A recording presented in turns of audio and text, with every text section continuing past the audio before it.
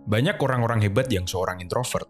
Contohnya ya, para ilmuwan-ilmuwan seperti Albert Einstein dan sebagainya. Dari hasil penemuannya, bisa membuat perubahan pada umat manusia. Begitu hebatnya para introvert ini. Tapi di zaman dulu, orang-orang introvert, bahkan mungkin zaman sekarang juga masih ya, itu sering disepelekan. Dan ini memang betul. Masyarakat kita, gak cuma di Indonesia aja, itu selalu menyanjung para ekstrovert. Sehingga banyak keunikan atau talenta dari para introvert ini yang tidak terlihat. Dan akhirnya talenta-talenta itu layu sebelum mekar. Masyarakat itu selalu menilai bahwa orang yang introvert itu pemalu atau tidak bisa bersosialisasi. Yang padahal kan bukan. Malu itu bisa diartikan sebuah ketakutan terhadap situasi sosial. Sedangkan introvert, itu kan mereka nggak takut sama situasi sosial. Cuman mereka lebih memilih lingkungan yang tidak terlalu overstimulating. Jadi, introvert itu bisa bersosialisasi, hanya saja kalau nggak harus, mereka lebih memilih nggak bersosialisasi.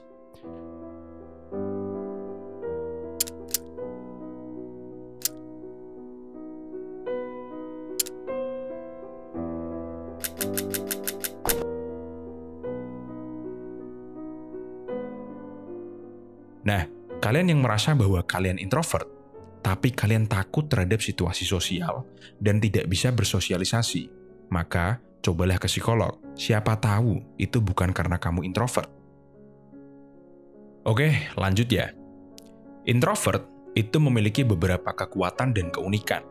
Contohnya yang paling populer ya, kapasitas untuk berpikir yang mendalam, mudah mengevaluasi diri, dan mudah untuk fokus pada suatu hal. Dan karena mudah fokus, mereka jadi lebih bisa berpikir kreatif dan inovatif.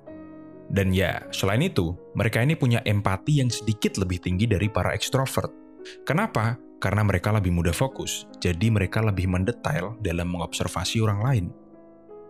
Nah, itu tadi kelebihan introvert yang populer.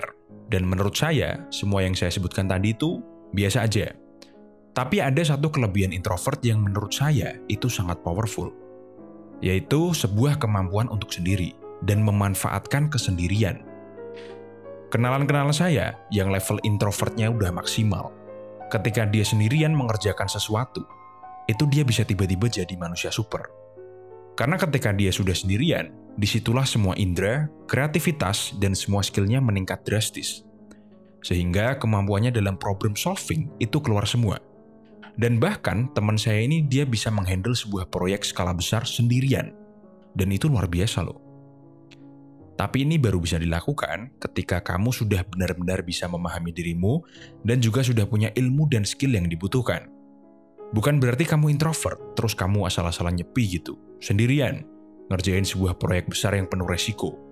Bukannya selesai, justru malah mungkin kamu ketiduran. Oke?